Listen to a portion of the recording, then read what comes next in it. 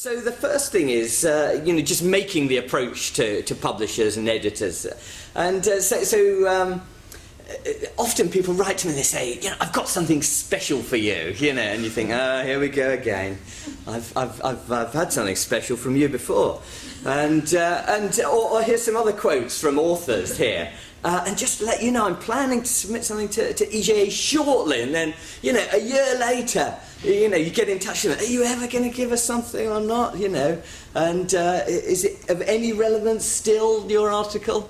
So don't write to people and then not write again. Just time your approach. But anyway, so as you can see from the image, the only something special that an editor is perhaps interested in is gifts and bribery. So don't offer them just a paper and don't deliver.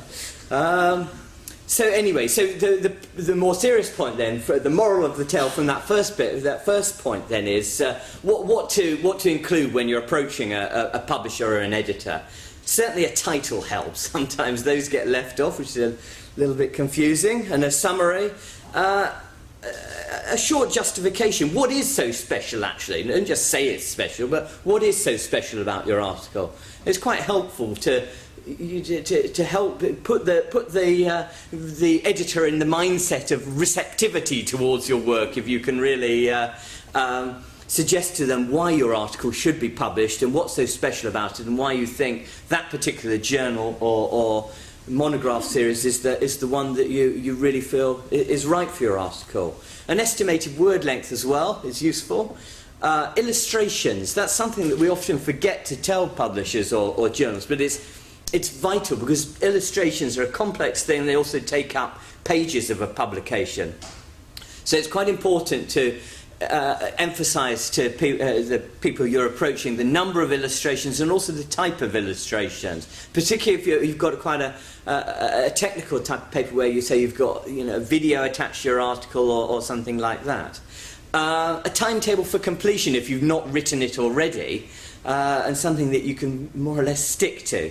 And then also, particularly if it's a book, it's vital that you talk about the audience, the market, because publishers clearly are a for-profit business area, and so you've got to persuade publishers that your book has a market. If it's just a book for the number of people that are in this room, then that's not a market. And so who's actually going to be interested in your book or your article is quite an important point to make, I think. Okay, back to my second point then, stemming from my experiences, and here's some real-life quotes again. The theme here is about originality, the originality of your writing. And here's some comments from peer reviewers then. When reading it, I had the feeling of having read most of it before. You can see they're sort of choosing the words carefully there, but clearly there's the issue of publishing stuff over and over again. Some of the provocative issues have already been raised elsewhere by the same authors. Same point. You can see that we're not as well behaved as we might think we are. In my opinion, there are 7 major issues that speak against publication. Large parts of the lengthy paper are literature reviews, summaries and prospects already published elsewhere, as cited by the authors. Even the statistical approaches have already been presented in session or congress proceedings. So don't flog a dead horse is the message here, I think, really. If it's published, it's published. Once you've had one good idea, you're going to have another. Don't worry. So, don't just keep on playing the old ideas. So, don't publish the same ideas over and over again. Don't publish the same material over and over again, and certainly not in different languages. You'll be found out and found wanting at the end of the day. So, originality is my second theme. Impact. It's something we're getting really hung up on in the UK university system at the moment, this term impact, the impact of your work. Well, if you don't want to get published, then aim for low impact. It's a simple point. So here's a quote. The current version of this paper requires some minor and some more major editing or revision so that it can make its impact effectively. So you can see here, actually, You know, they could have been much more rude, the peer reviewer, but I think in a number of these quotes you're seeing actually people are trying to help the author rather than completely annihilate them. So impact is important. You want to have, you know, if you've got that good idea, you need to express it and structure your writing so that you get to the point rapidly, so that people understand your point and they receive your point very clearly. So this is a bit of small print, because it's so relevant in the UK university sector at the moment, this measuring of impact.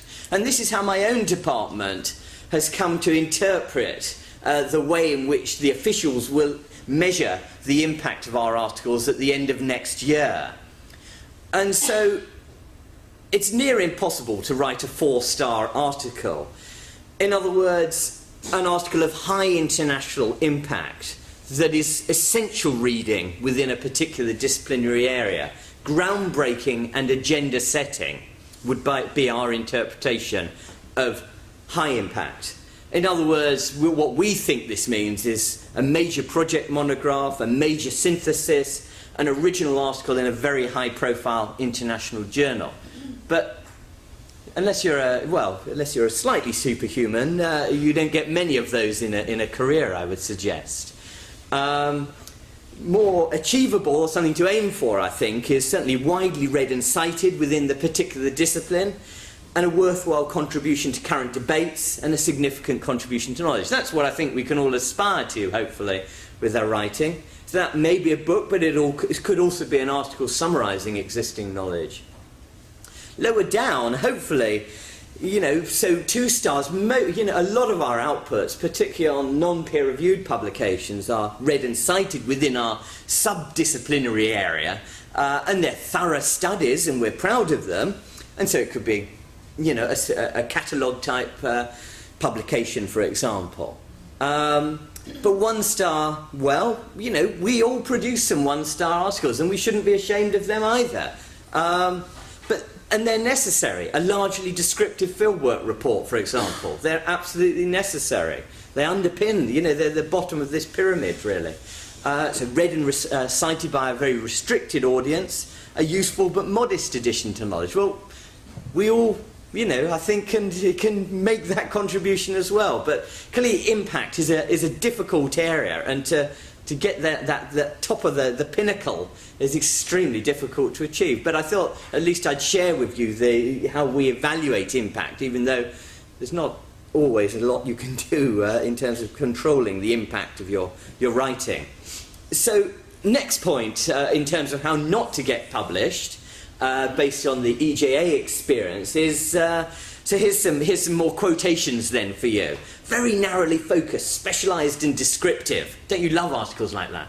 I suppose there is an audience highly interested in the subject, but equally narrow. I love that. That's one from one of my favourite reviewers. But one struggles to find a single generalising noun in it. Certainly in our journal, we do like a few general statements rather than just the particular.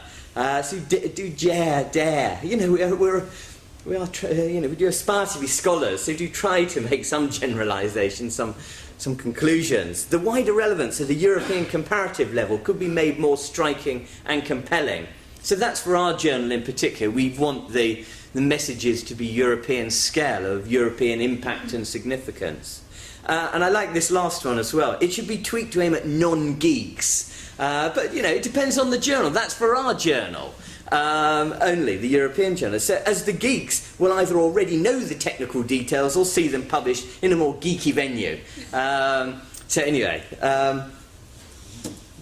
but there's different journals. It comes back to Estella's point about where you aim your article, what publication you aim at. And here's just an array of some of the main journals, in fact, that's vast in terms of their archaeological coverage. So which do you choose from? You have to really, you know, think about who's your intended audience. My 5th point then, on to choosing the right title. The majority of people are pretty poor title writers, sadly. they're not very captivating. If you look through the average archaeology journal, they're not, they're not particularly inspiring. You think, wow, that's exciting, that title. It really catches my attention. So here's some quotes then from peer reviews. The title is quite misleading. Well, that's a successful way of sending a reader off on the wrong direction. The concluding paragraph did not relate very certainly to the title. Well, that's great, isn't it? So keep writing like that if you don't want to get published. So choosing the right title. This is my favourite book title ever, I think. If you're familiar with the English language and are concerned with poo, Pooh Bear that is, then, so keep your title simple, as they write here, Cooking with Pooh. A top publication, I'm sure you'll agree. And of course, don't overstate the the image was great as well, wasn't it? Structure. Another way of not getting published is don't have structure. So the structure is unclear and not particularly logical. Well, that's great, isn't it? We love to read stream of consciousness articles that just, you don't quite know where you're going. And it's exciting, isn't it? You could just end up anywhere. And having invested all that time reading it and still not know where you've got. The structure is not satisfactorily concise and straightforward. I think the paper would have benefited from merging the first part in the second. The paper is really all over the road, and it took several readings to wade through and find the key points. It reads too much like a graduate paper. Well, it's difficult because clearly, as a new author, you don't want to be judged as a student or a graduate. You want to be judged on the same terms as an experienced author. So that's a matter of style, I think. And structure, a really strong, clear structure, does help to lend, some coherence to your argument. So keep it clear and simple would be my advice, and add signposting throughout. So this is someone's deconstruction of Finnegan's Wake and James Joyce. Writing style. So here's a few more quotations from the EJA. This is how you write badly, which I'm sure you'll take notes on. In many places the text is too wordy. Do try and squeeze down those sentences. Don't say too much. Like me, running on in time. The paper needs to be tightened. There's considerable repetition. That's a real wind-up as an editor, because you've got to figure out precisely what's been repeated and what hasn't, and what permutations they've spun out on. And that can be on book reviews as well, can't it, quite often. The relative dryness of the evidence description. These are all good style hints for you, aren't they? He rather tends to over-egg his arguments rhetorically and should be made to stay within what the evidence says. I like that one. There's a great deal of sloppiness, especially in citations, and many inconsistencies. The English could be tightened up to improve clarity. Not much time has been invested in details, refining or proofing. So, if you just chuck it in and hand it in without carefully reading through, it's going to bounce back to you. This is a badly written paper. I would recommend it's not published in its current format. So reviewers do comment, because they get wound up. If they can't read your article easily, they get a bit frustrated, and they write things like this. So keep it clear and simple is my advice. Short sentences, plenty of punctuation. In our editing of the journal, we're all forever throwing in more punctuation. We're chopping up sentences. Make it concise, avoid repetition, and ideally, because this is the meeting of the European Association, do try, if you're writing in English, do try to get someone initially to correct your English language. There are English language correction services that publishers such as many offer, but try to get your English language corrected firstly. So here's William, I was going to say Skunk, but he's actually William Strunk Jr.'s advice. Vigorous writing is concise, and so on. Okay, so bibliographic referencing is the next area that you can really make a mess of and wind your editors up and so on. The authors did not bother to check the new style guidelines, and editors are obsessed with their style guidelines and squeezing everything into the predetermined format. And you'll find from one journal to the other, every single journal has a slightly different formatting of their bibliographic referencing. And I know you have the programs like EndNote that are meant to do it all for you, but they don't. EndNote often makes a big muddle and introduces as many errors as accuracies. So check once you've done with EndNote, do check manually. There are several mistakes and inconsistencies in the list of references. It's something on my journal.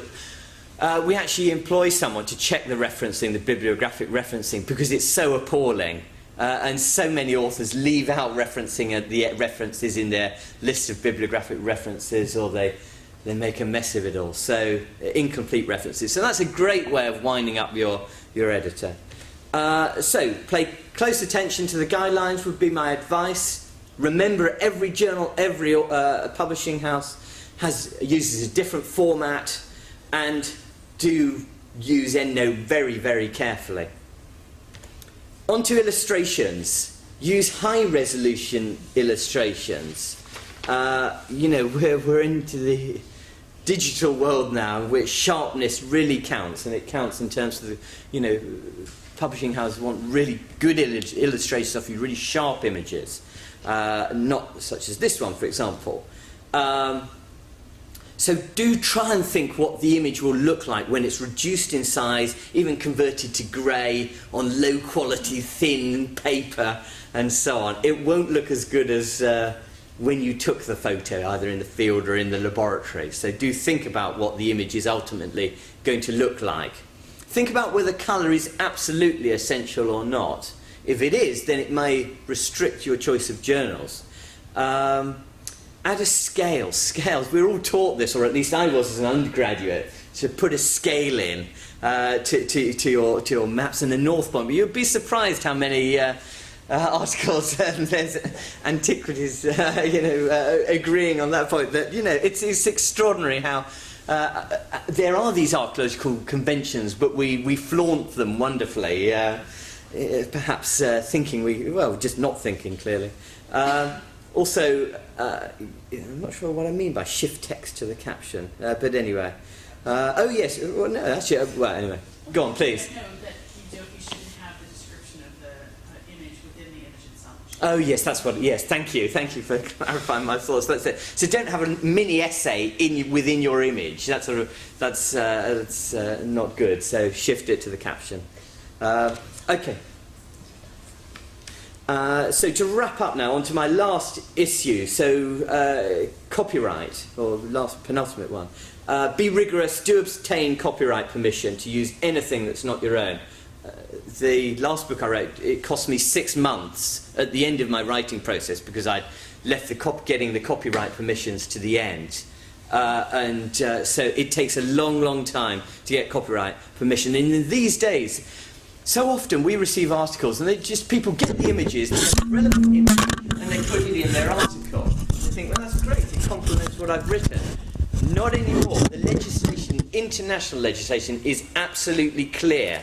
If you're using someone else's image, you have to have the author's permission, or if they're recently dead, then their relatives' permission. I had to ring this member of an aristocratic family in Britain who was the nephew of an archaeologist who worked on Malta many, many years ago. And I kept on ringing him and saying, please write to me with your permission. And eventually I got a letter on rather grand-headed paper off him saying, yes, you've got permission to reproduce Aunt Molly's, sketch drawing of Maltese prehistoric site. But, it was a pain. So don't underestimate how tricky it can be sometimes to obtain copyright permission, but you absolutely must do. And here are some of the details from our own copyright agreement form. Simply acknowledging the source is not enough. Sorry, please, go on. What about old pictures? It depends on when the author died. Liz, do you want to clarify on this? Sorry, did you say your own? No, old pictures. Oh, old pictures. Well, it depends on what's happened with the copyright, whether it's been passed on to somebody else, but I wouldn't just assume I think the law is now 75 years. I wouldn't just assume after that it's out of copyright. I would say belt and braces approach, you still need to check really with regards to copyright holders before going ahead. I should add, it's not always the author. It can be the publishing house that holds the copyright, or an association. Yeah. So you really have to figure out, or the photographer even. So you have to figure out. Quite often when you have a rare book and you get an image from a library, they demand an acknowledgement payment or acknowledgement fee in recognition of the fact that they've got this rare book. It's very difficult actually quite often. And copyright law did change, so things that have gone out of copyright have now come back to copyright because the term has changed there. So again, do always check, and there's lots of guidelines on the internet as well, guidelines for authors with some authors societies. So it's a tricky area, but it's something to take really seriously, copyright. Here's another question. Please, go on. About maps, can you, sometimes you can't get a pretty good map done by yourself, but if you look at map that exists and use mapping for the drawing again, is it then your map? Sorry, did you use the base yourself? Yeah, And you overlay it with something else? Yeah, I took an old map, I draw it again, and use that one. You're allowed to do that. Yes, I think You're not allowed to do that. Yeah. sounds if okay. you redraw it, it's your work. The law is really made a mockery of by quite a lot of people who take something out of someone else's book and they put a few dots in different places and then they say after so-and-so and that's it. There is no legal question attaching to it, but it's just nasty practice. My understanding is you can't do that, in fact, that it does enter into the copyright No, area. if you redraw it yourself, it's your drawing. For example, if I photograph something and I publish it, it's my photo. I have the copyright. So if I go to a library and I scan a book, and the library has not made clear that it's illegal, I think it's I have on the scan. That's the way I understand it, at least. It has been told to me.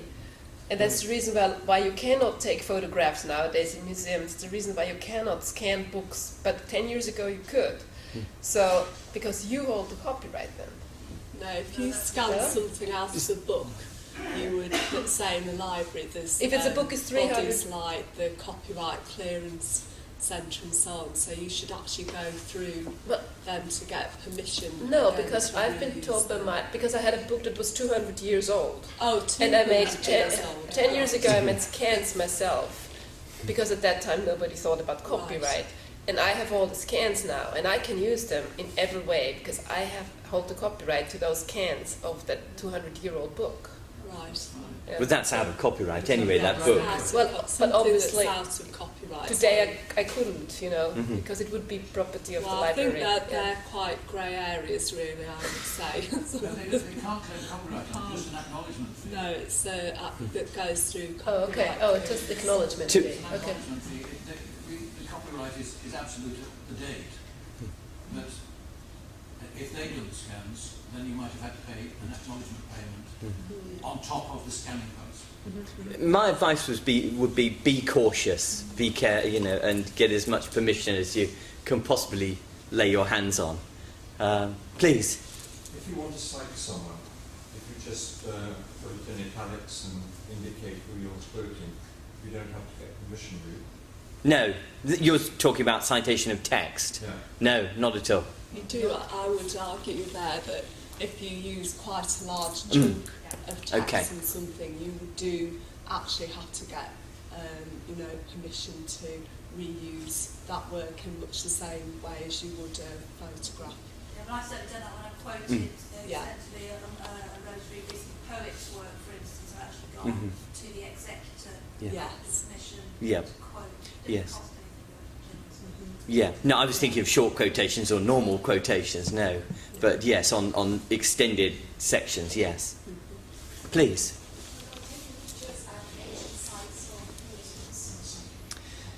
Yes, I don't know, to be honest. I've certainly used images like that myself, but I think ideally you should ask permission. Even better, because they may have a better image for you of the same photograph. So I would personally write to them as a matter of good practice. But there is a significant issue, which is the cost that we're all being charged for these Yeah, photos. and Acquire the images and then the reproduction. Yeah. And I was recently quoted £700, so I don't know, what's that, €800 or something, for an academic article where I was going to make no money, but that was just the cost of the illustrations. Yes, yes. It's extremely expensive, So yeah. that's the risk of using other people's photographs and going through all the Yes, channels. yes. No, it's getting extremely difficult because it's coming to the state almost that we're only using our own images, our own photographs. It's really, we're such a visual subject here, you know. And it does. So you know that they are going to reply in about year's time. They can be quick. Antiquity is quick, for example. But with museums, it's usually, that's what I've been told, so usually that's why you find them not taking photographs in the museums or exhibitions all over the place. Now that's because of copyright reasons, I've been told. Because you could actually really go in there and photograph everything and publish it. Because you took the photo. And that's the reason why now they always say no photograph, you know. Because of that, because then they have, especially when it's exhibitions, they have loan objects, you know, and those museums only give the objects to the other museum on the condition to have no photos taken, so they won't lose the copyright, or that not somebody else doesn't go out and publish the photos of an artifact, you know. It's very complex, and it's a very recent phenomenon, I think, because 5 years ago it hasn't been. I've just been talking to somebody who made an exhibition and said just the fees they had to pay for photographs, you know, was just 4 times as high as 5 years ago. It's just really gone up, and it's such a big market now. And I just got I wanted to get the photo. I had to pay €70 just to get the right to publish one little photo of something from a museum. What you're talking about is not a law of copyright relating to the artifacts, or even indeed to the museum captions, which tend to be in public domain. What you're talking about is the commercialisation of the business, its targets with the local authority, the national authority, whatever else. They're under enormous political pressures to make money, and that's what I think you're seeing, rather than anything to do with changes in the copyright law. I mean, this touches on some of the things that were in my section of the session, so mine will be much shorter. But you know, there are sort of broader things to think about. So when you are asking to reuse something, you have to think about the publication format. Is it print? Is it online? Is it in colour? Might it be used on the cover? Could it be used in marketing material? And that can affect the cost. And also, because it's online, you know, and in print, you have to ask for it in perpetuity. And some museums, some bodies will not give you access to use it for more than, say, 10 years. How do you approach that? You know, you can't cut it out of the journal. Does it come down from what's been published online? So these are all sort of issues that you as authors and we as publishers are having to actually deal with. Please. One of the things I'm getting in my journal quite often now is people sending me Google Earth images. Now, Google will tell you that you can use anything, they have no problems with you using material off Google Earth, but they don't necessarily hold the data. And I had one picture that I reproduced recently, I had to get 6 different permissions to use it, and it took me about 3 weeks to actually track down the copyright. Yes. So be careful with Google images, they're not as free as they They're not necessarily as nice as you might imagine either, I think, particularly in print.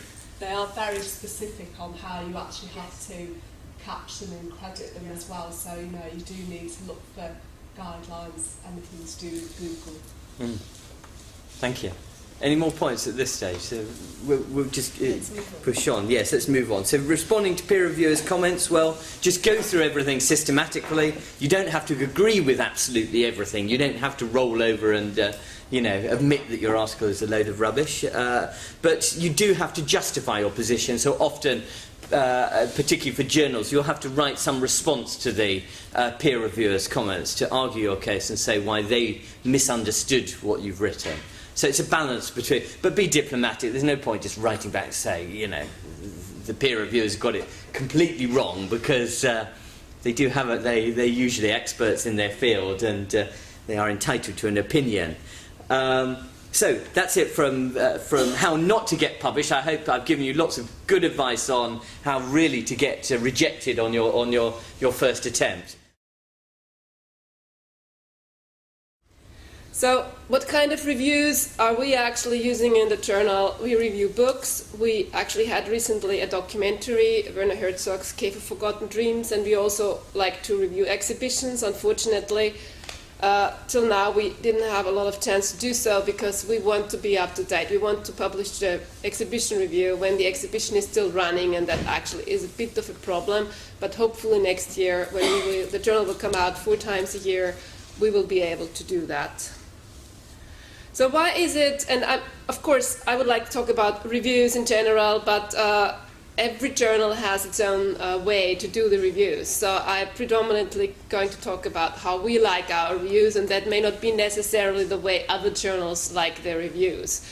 But why are we reviewing books? And I want to quote Christian Christiansen here, who said many years ago in analysis of reviews and other publications, reviews influence not only your own readings, but also the choice of books ending up in the reading lists for students. So actually, we, by reviewing books, emphasize books to other people, and then they actually may read them and recommend them to the students. So actually, we can have an influence what's getting read. And I think nowadays there's so many books published, it really gets very difficult to know about them all or to read them all. It's basically impossible. So I actually like book review sections, and it's the first thing I look at in a journal. I just go through and I say, oh, it's there, and then I read the one review or the other, and it's really helpful. It's also very helpful in finding out which books I do not want to read, because sometimes they're very negative reviews, and so it's a good guidance. And then I actually like to read the same book review or about the same book in different journals and to compare what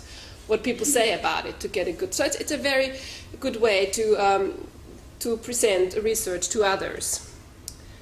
And Robin talked about how not to get published. Actually, when I did this, how to write a review, it's actually also more about how not to write a review, because I'm a reviews editor for 2 years now, and we've received a lot of reviews, and not always very good ones, and we actually had some terrible things happening, and so actually I'm going to start with those.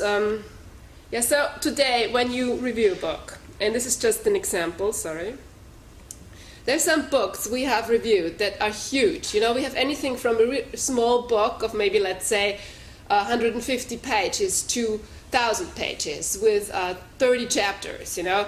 And of course, the reviews you write about those books have to be very different. And so you have a book like this, for example, with about 31, including the introduction and the conclusion, 31 chapters. How are you going to review a book? I mean, our book reviews can be very long in comparison to other journals. We can have 2,500 word reviews, and if you're actually reviewing more than one book, you can write up to 4,000, which is actually the length of an article, you know. It's very long, but still, 31 chapters, you know, how are you going to deal with this? Actually, this book was reviewed by somebody, and the review basically consisted in listing every single chapter title, you know, one after the other, plus the author, and then actually 2,000, and then adding a little bit, you know, and that was the review. So this is not how we would like the reviews written, and we understand that this, you cannot talk about everything. You just focus on a few things, and you may not mention a single person. It doesn't matter.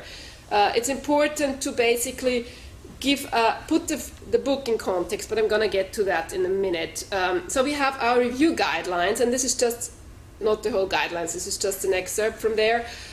Of course, you have to describe a little bit the contents of the book, but it's very important to put the book in the context. So you actually can write about things that are not part of the book. You can say, books on that topic have been written, and talk about those, and tell us the history of the topic, you know, and then put the book in that context and then review it in that context and tell us why the book is good or why it's not good, you know. Be critical. Actually, we have there seem to be very different review traditions in Europe, and the further you go, let's say to the southeast, the people don't want to criticize colleagues. They're really afraid. They want to be very polite or not to say anything at all. Well, you have to be critical, not to the person, of course, but to a person's work. You can be, and some people do not know the difference. I mean, we also had some reviews where individuals were really attacked, you know, on a personal level. I mean, this we cannot publish, and such a review we will not accept, or we will cut out these passages where you actually attack a person, you know, a person's, anything from that person's life, you know. But you can be critical with the work, and you can cite things to support your arguments. Actually, you have to support your arguments. So this is what we expect. And sorry, I'm actually going on. So the worst thing we had ever happened to us, and this is the example, and of course I'm not going to talk about who it did, and it's a foreign language book. You know, on the internet today, you can go on and you find a lot of descriptions of books. Sometimes you find reviews of books.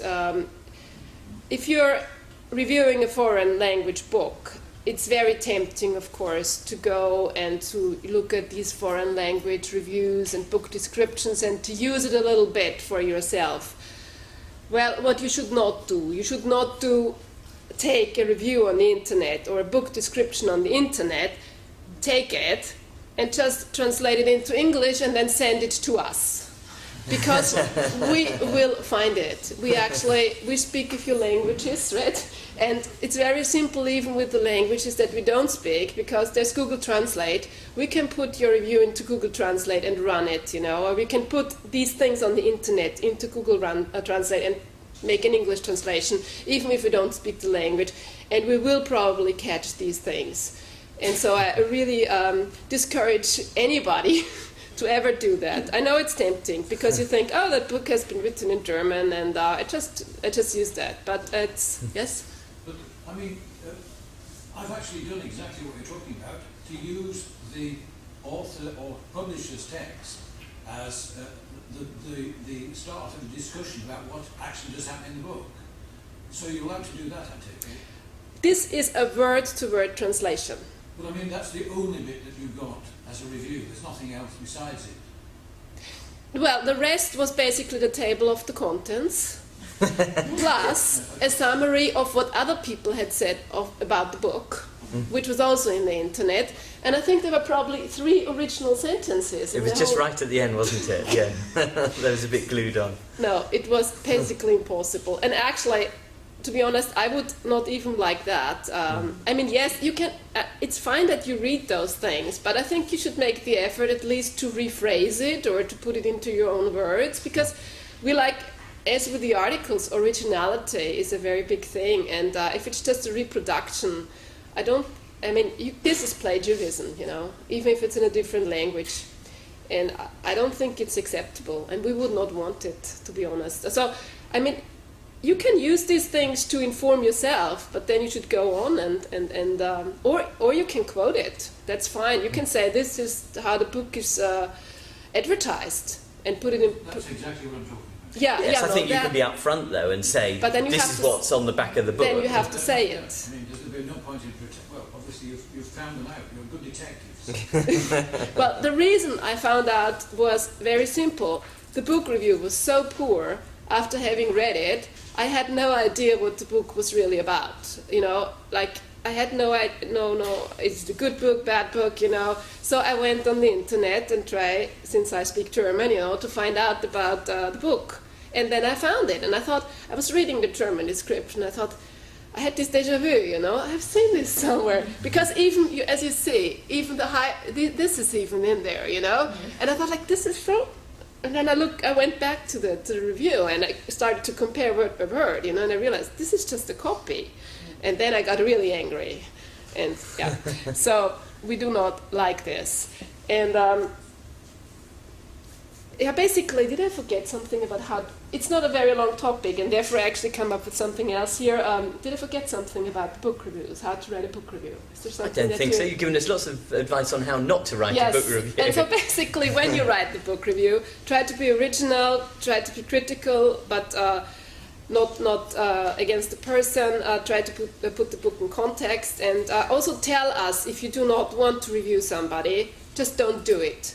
If you feel you really have only negative things to say, and you actually don't like the person, maybe you should reject. If we ask you, you should not review the book, and tell us. Just be honest, and yeah. And actually, I want to go on because originally I had another topic using ethnographic analogy, which I may just, I don't know if I have the time, put in at the end, but we've just done this survey a few years ago, and I thought this may actually be more interesting for the public to talk about.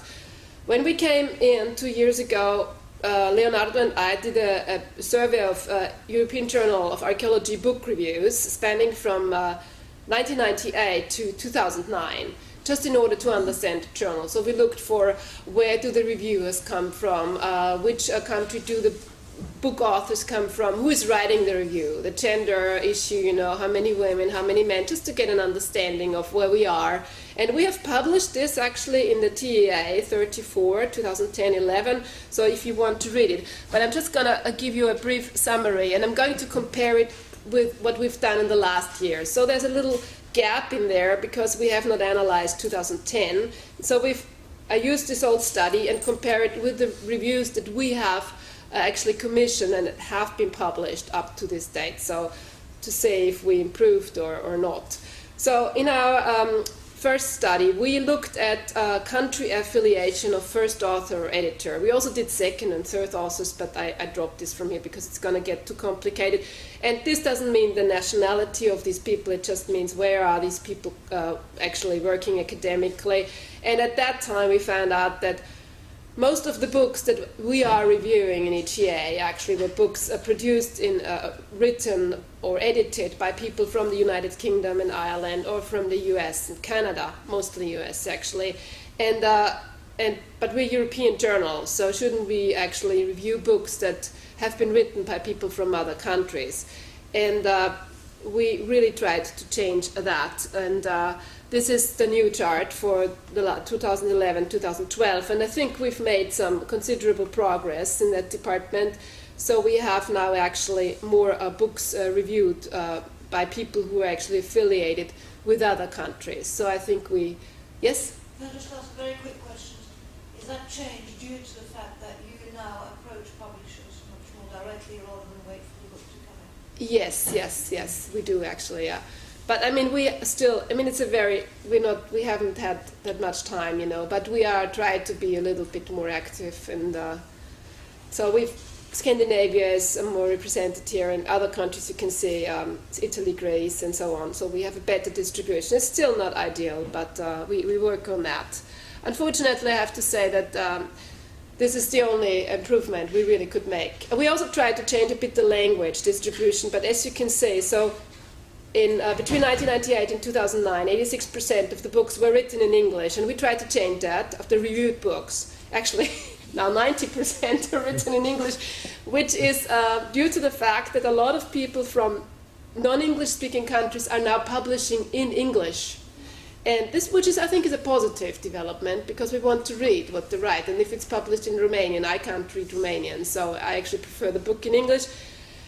What we also looked at was publishers. Who is publishing those books, and between 1998 and 2009 it was 68% UK, US or Irish publishers, and actually it's even higher now, so it means these people that are writing these books have the books published in the English-speaking world. And this is interesting. I'm actually quite surprised by this result, but that's the way it is, and it's not up to me to change anything. When it comes to affiliation of the reviewer, we had, between 1998 and 2009, we had this distribution, so UK, US and Germany, and then a few other countries. And actually, this is a new distribution, so this is not good.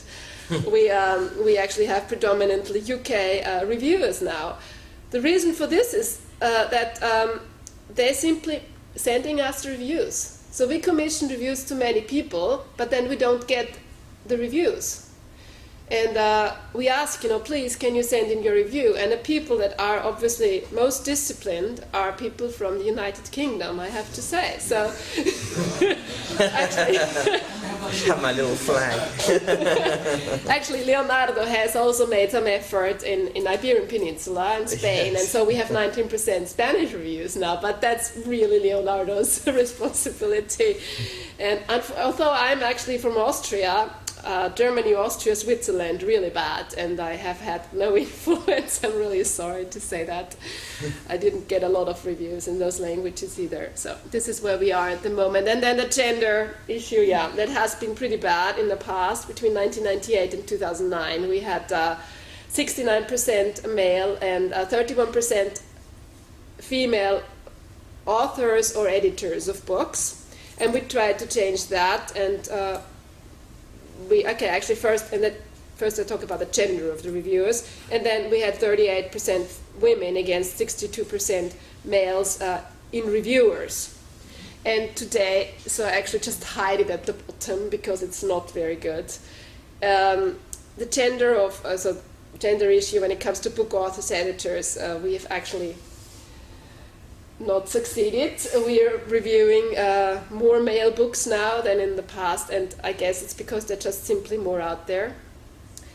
And when it comes to gender relation of the reviewers, we're basically the same.